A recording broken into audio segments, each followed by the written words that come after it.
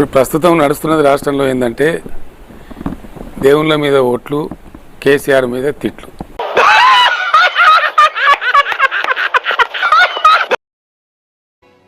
మొదలు పెట్టండి. ఉద్యమం, అధికారం, ప్రతిపక్షం మూడు చూసిన మీరు ఇప్పుడు ప్రజెంట్ నడుస్తున్న తెలంగాణ మీకు ఎలా ఉంది? చెప్పి తగలడు. ఎలా అనిపిస్తుంది? ఏం కనిపిస్తుంది? ఏముందండి, ఇప్పుడు ఎన్నికల సందర్భంలో కాంగ్రెస్ పార్టీ అడ్డగోలు హామీలు ఇవ్వటం అనుకున్నా, అడు తిరిగి నా మీదగా వస్తాడు అనుకున్నా. దాన్ని చూసి ప్రజలు టెంప్ట్ అయిపోయి వాళ్ళకు 1.8% మాకంటే ఎక్కువ ఓట్లు వేయటం. ఏం పాయింట్ పెట్టావన్నా, సూపర్.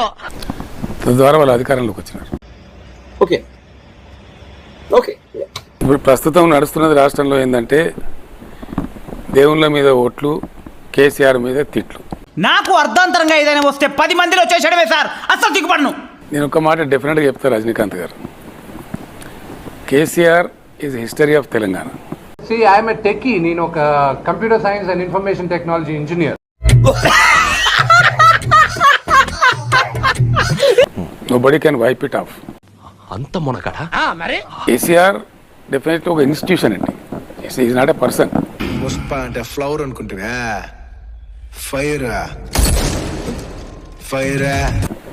నేను శూన్యంలో నుంచి సునామీ సృష్టించి అట్లుంటది మనతోని ముచ్చట. ఏం చేద్దామి, మా బతుకులు ఇంతేనా అనే పరిస్థితిలో ఉన్నటువంటి తెలంగాణ ప్రజల కోసం ప్రపంచంలో ఎన్నో అద్భుతాలు జరుగుతున్నాయి, ఒక నా జీవితంలో తప్ప. నేను స్వయంగా ఒక పార్టీ స్థాపించి ఆ పార్టీని ఒక మహా సుడిగాలిగా అయితే ఏదో గొప్ప ప్లాన్ వేసి ఉంటావు. మహోధృతమైనటువంటి ఉద్యమ రూపంలో దాన్ని నడిపి నేను అనుకున్న లక్ష్యాన్ని సాధించాను. ఇది సార్ నా బ్రాండ్. ఆ తదనంతరం 10 సంవత్సరాలు కులము, మతము, జాతి ఏ వివక్ష లేకుండా, అయన్నొద్దు పాయింట్కి రా, చిన్నపాటి డిస్టర్బెన్స్ లేకుండా అద్భుతమైన లా అండ్ ఆర్డర్తో చాలా గొప్పగా తీసుకొని పోయినాం. ఈ రోజు నాకు ఎంత జ్ఞానోదయం అయిందంటే మనం ఇలా చెయ్యాలేమో. ఏదో బజార్ భాష మాట్లాడడం అంత వేరు, ఒక ప్రభుత్వం నడపడం వేరండి, చాలా బాధ్యతలు కూడుకునే విషయం. ఎక్కడో ఎవరినో టచ్ చేసేలా మాట్లాడు. తెలివి ఉన్నవాళ్ళు, తెలివి తక్కువ వాళ్ళు, అసలు అవగాహన లేని వాళ్ళు చాలామంది చాలా ఇష్టం వచ్చినట్టు మాట్లాడుతూ ఉంటారండి. మనం ఎవరికి ఏం ద్రోహం చేశాం, మనకి మాత్రమే ఎందుకు ఇలా జరుగుతుంది? ఇష్టం వచ్చినట్టు మాట్లాడతారు. ఈ ప్రభుత్వం మా మీద చేసిన మొదటి ఆరోపణ, నేను దీనికోసం వెయిట్ చేస్తున్నాను, అప్పులు చేసిపోయింది. ప్రపంచంలో అతి ధనిక దేశం ఏదండి? అమెరికా. అత్యధిక అప్పులున్న దేశం ఏదండి? Maybe India. అమెరికా. कितने तेजस्वी लोग हैं हमारे पास, कितने शानदार विचार रखते हैं जी. లాజిక్ ఏంది?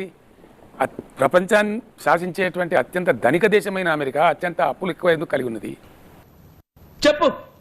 చెప్పి తగలడు. What is it? తెలీదండి, అంటే విన్నాను. That is the wisdom of economy.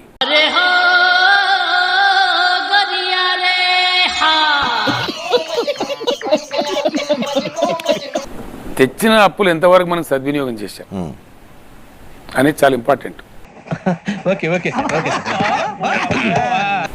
మేము చాలా అద్భుతంగా చేశాం. ఒక వర్గానికి మీరు ఇన్స్పిరేషన్ అంతే.